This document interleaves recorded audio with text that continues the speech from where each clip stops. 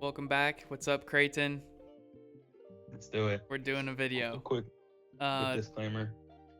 There's a small baby on my lap because I am first and foremost dad, but yeah, you may hear some chirping. he might have a take or two.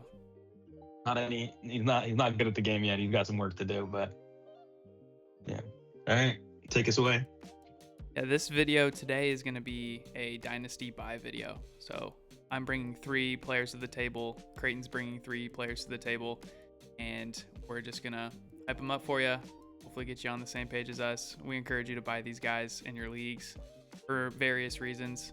Creighton's more sticking to players that are buys for really any team, especially rebuilders and reloaders. And then the guys that I'll talk about are mainly buys for contending teams. So I'll get us started. Here we are. Very risky buy here. CMC is 30 years old. He has 8 years as a running back in the NFL. Multiple years in that 8-year span have been riddled with injuries. So I understand that this is a high risk buy, but if you're a contending team, like a few of my teams are, you got to get CMC on your team. I think that he really does push you over the hump and separates you and wins you a championship. He just won me a championship last year. He was RB1 last year, if I'm not mistaken. And I think that this year could look very similar. Maybe they'll take a step back in his workload, similar to Saquon last year. But I'm just going to bet on the fact that he's a stud. He's in a great offense, and they're going to give him the ball. So I think we should buy CMC for a late first if you can. That's what I did. I paid the 107 for CMC, and if you can get Mid first.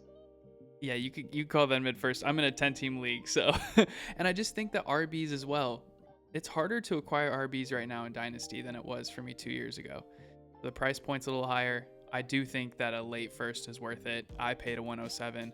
Last year I paid a 111 and a bunch of other stuff, and he won me my league. So that's my advice on CMC.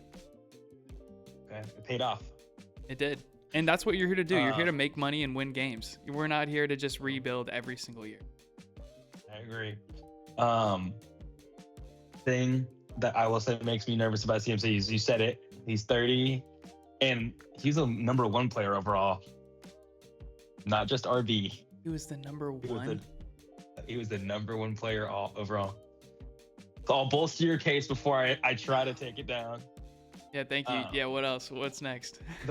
The bear case for him, and what I will say is after every great CMC season, he's had one where he's gotten tic-tac injury and it's cost him. And if you in redraft, if you're drafting him where you have to, he costs you your season. In Dynasty, it's going to be a value loss. So you're gambling on every player. Yeah. But this is a big gamble that he's gonna go against that trend and stay healthy for 2 years in a row. Yeah, it is truly a gamble, because if you pay a late first for him and he injures his hamstring again or has a knee issue with like an ACL tear, there goes all your value, and it was a horrible trade and you lose. But if that doesn't happen and he gets you at least top 3 in your league, I think it's a dub. So I tend to like to wait as late as I can. Wait till right before the season or even mid-season. Even though the price rises for him, you're eliminating risk of injury. Like, he might even get injured in this off season, and then you're really out of luck. So keep that in mind too. All right, next guy. This is for Creighton. Ashton Genty. What are your thoughts? He's a smash buy. Me and Connor discussed this earlier. Spoiler warning. And I wish I hadn't picked him because I think it's not a buy low. I think his values moved to the point where people understand where he's at. If I asked you a question, who do you think had more rushing yards in their rookie year between Ashton and Bijan? Who would you say? Well, I feel like it's, first of all, a trick question. Second, I remember Bijan had a slower start his first year. They didn't give him the ball as much as maybe he should have. So I'm going to guess Genty, but most people would probably say Bijan. Yeah, Yeah, it's a trick question because it is Bijan, but it's only by a yard, Okay. which is it's crazy. And then in terms of receiving, which is where like Bijan is exceptional, he only had 3 more receptions than Nash and Genty. Okay. So for me, seeing where Bijan has evolved and seeing how his value has moved with him, I'm gonna buy Ashton everywhere. In terms of what it would cost to get him, I will tell you, in one of my leagues, I'm offering the 106, the 108, and Cam Scatterbo, and I'm hoping that's enough to get it done. Yeah, I would take Genty's side on that deal as well. Also, Yeah. he was in the worst situation possible last year. Yeah. What was that statistic? He had more yards after contact than he did before. Yep. And another crazy stat is he got half a yard more after contact per play than Bijan did. Yeah. And Does that make sense? yeah, it makes sense. It's not a huge Crazy. surprise because that's what he did in college. He just continued to do it in the NFL. Yeah. Yeah, smash buy for Genty. No matter what team you got, if you can get him for his value right now, I would go get him. That's what I'm trying to do with my contending team as well. Mm-hmm. My second buy, Justin Jefferson. I think Creighton may disagree with me a little bit on this, but I think he's going to be in for some positive regression. He was targeted 140 plus times last year and only had 80 or 86 receptions and still covered 1,000 yards with the horrible quarterback play in Minnesota. This year, I think Kyler's going to do a better job at getting him the ball. He's been able to distribute in the past, at least to one wide receiver, especially here, the best or second best wide receiver in the NFL. I just watched highlight tape on him, even in 2025, and there's just nobody like him. He's only 27. He's going to be 28 near the start of the season. I think that gives him at least 2 or 3 more solid years. Mike Evans is 32, 33 years old, and I think that Jay Jettis is better.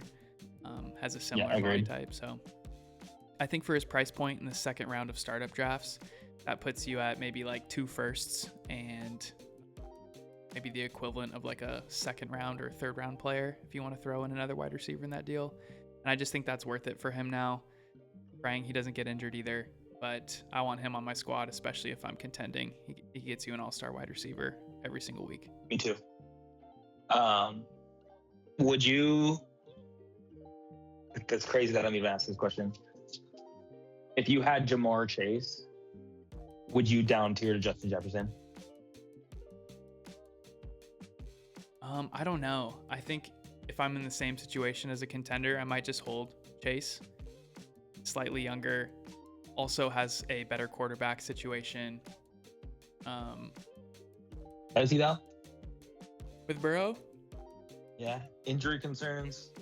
And I think I would look at down tiering from Jamar, even Puka, depending on what you can get on top of them.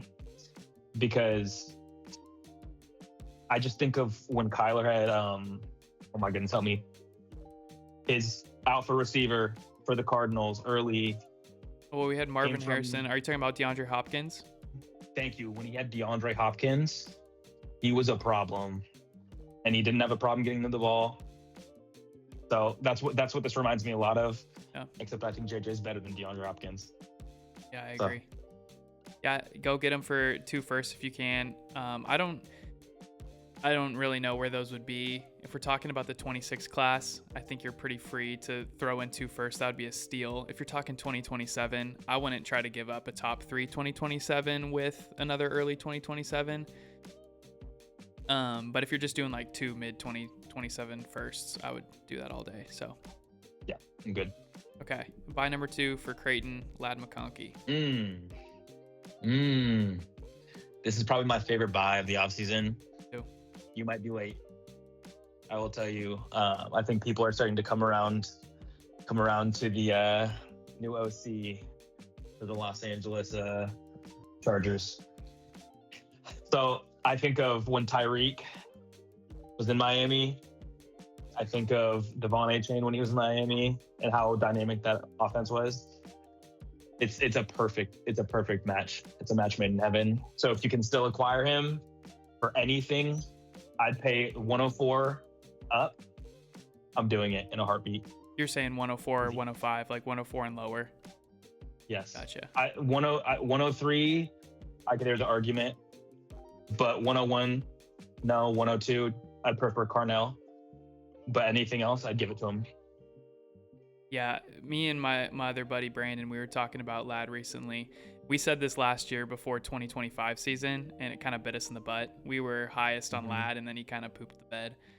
But this year's much different. New OC, probably a lot of 2 wide receiver sets, 12 personnel, and he's great in intermediate and short range passes. And I think that he's just gonna be Justin Herbert's number 1 target. So you got Keenan Allen out of the office. Yeah, Keenan Allen is off the offense. So a lot more targets to go his way. And Mike McDaniel is just special. Yeah. He's not a bad OC. I think he's a great OC. No. Maybe not the greatest head coach. I think he can create a playbook and run it well. Fully agree. Is there anything else you want to say on Lad? No, I think it's funny because when I gave you these, I feel like they were more buy low-ish, and now they've kind of evolved into, Yeah, his price is more true to actual value, but we did talk about this like 2 months ago. And at that time... Yeah, I know. Do you remember where we had him at? I think we had him above Nico. Above Nico in the 104. So we actually did pretty good. Yeah. We did pretty good. Yeah, it's aged well.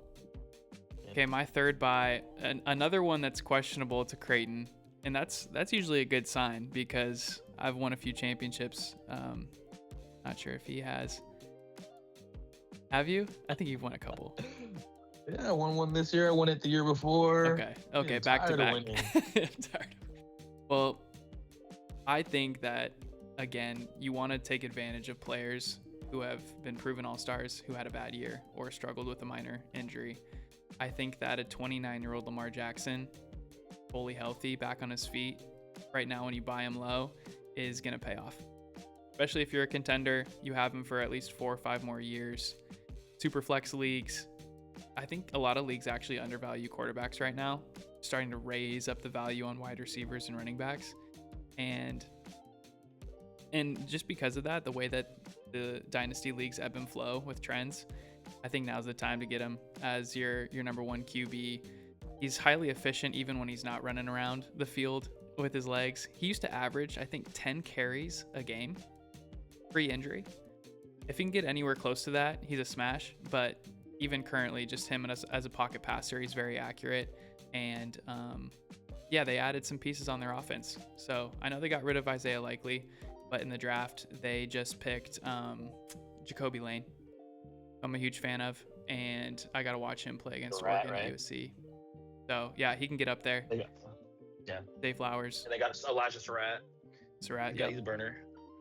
The reason I'm not as much on this take, what player does Lamar Jackson remind you of the most historically? I could say Kyler, both mobile. You pick Kyler? Well, I think that Lamar is historically great QBs. Historically great. Mobile. Mike Vick, but he's a way better passer. Way better passer. Agreed.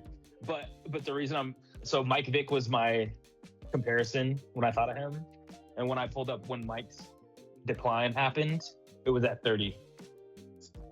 So I shouldn't say that. His peak was at 30, followed by a sharp decline at 31. And I would actually say Lamar has a little bit more wear and tear on him. So he could evolve. Like, you're right. He's a better passer. He has the ability to stand in the pocket and make something happen. But what makes him so elite and so valuable is that running ability. Yeah, his best days could be behind him. I am going to stay strong and stand my ground on the fact that I think he's still got a lot of juice left on a great offense. I'll probably bet on him for at least another 3-year window, unless he shows me otherwise this year. But he could take a sharp decline as many mobile quarterbacks do. But with this dip, I'll take the risk like I am on CMC and Jefferson. Okay, last guy here. Your third buy candidate is the guy that we mentioned earlier, Marvin Harrison Jr., the Cardinals. Yeah. I'm running out of things to say to support Marv. It's hard to support him at this point. It's so funny because I'm 28. We're 28.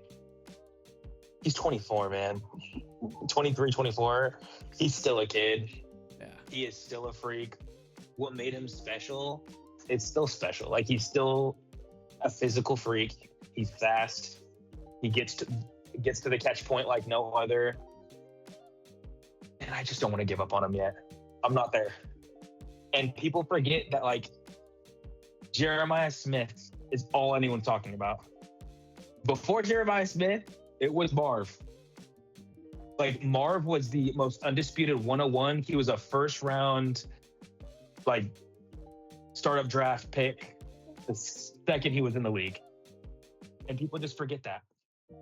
So I'm on board with Marv. Yeah, I think the term was Dynasty darling. You know, those players that even if they don't perform well for 2 years because of their name and pedigree, they still hold their value for quite a while. I do think that he's still very talented, has all the tools for success. Last year, it seemed a little bit mental to start the year. I watched a couple of his games, and he was just in his head. And I just think if he gets out of his head, out of his own way, he's going to be fine, especially with Brissett throwing him the ball. If he gets out of this holdout, don't know who else would be throwing. I guess it would be Carson Beck, maybe to end the year, and I don't love Carson Beck as a... And I do remember.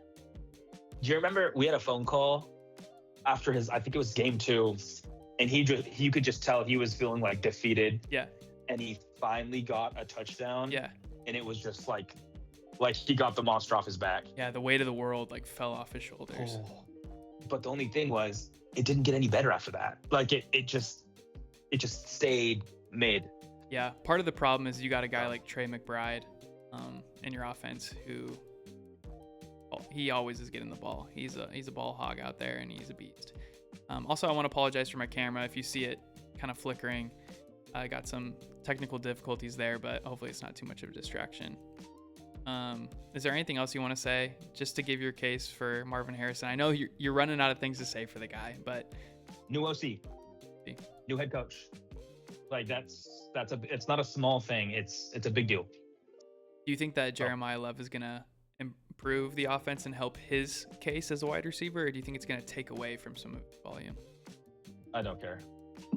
Jeremiah Love does not have the line to support him. They're gonna suck. They're gonna have to throw the ball, and I'm really hoping the new OC can value Marv where he should be. Yeah, I don't want to give up on him yet either. Yeah, so those are our 6 buys right now in the offseason heading into 2026. Highly encourage you guys to go try out different price points in your leagues. Everyone has a different value system. Every league is different. But, you know, there's nothing wrong and actually only really beneficial outcomes when you reach out to your league mates. It can help for a deal in the future. It builds relationship. Sometimes it's discouraging because people don't respond. But yeah, we encourage you to go buy these guys and go win your leagues this year. Thanks for tuning in. Please like and subscribe. Feel free to comment below and tell us who you think is smarter between Creighton and I. And we'll catch you in the next one. Peace. Yeah, I kind of liked that we threw up the piece at the same time. Yeah, that was nice. Pick the energy up. Dun up, dun up. Gotta make it hit, gotta make it hit. Gotta make it hit, gotta make it hit. Gotta make it hit, gotta make it hit. Make it hit.